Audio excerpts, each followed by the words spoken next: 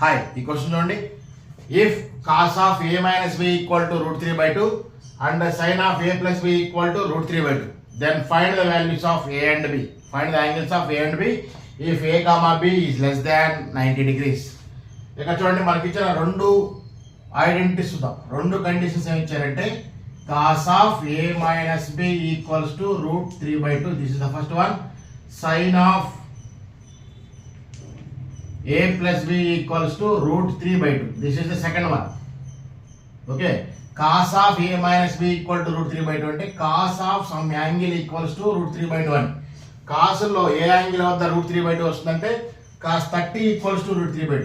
therefore we can be written as cos of a minus b equals to, దీన్ని cos 30 degrees అని రాసుకోవచ్చు. ఇక్కడ cos ఉంది కాబట్టి ఇక్కడ కూడా cos ఉన్నట్టు వచ్చేట్టు చూసుకోవాలి. Next sine of sum angle equals to √3/2. Sine లో ఏ యాంగిల్ వద్ద √3/2 వస్తుందంటే sign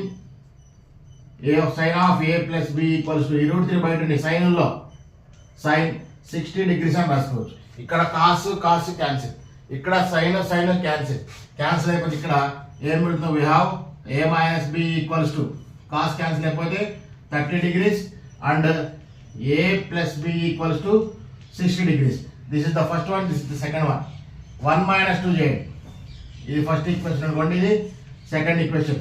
therefore on 1 minus 2 we get a minus b equals to 30 degrees, a plus b equals to 60 degrees.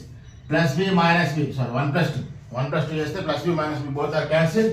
we have a plus a 2a equal to 60 plus 30 90 degrees. therefore 2 1s 2 45s are 90. therefore the value of a is here 45 degrees. by substituting a value in equation 1 or equation 2, whatever it is, you will get same answer.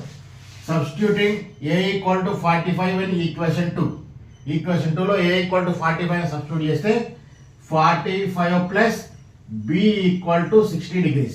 therefore b equal to plus 45 becomes minus 45, which is b equals to 15 degrees is the answer.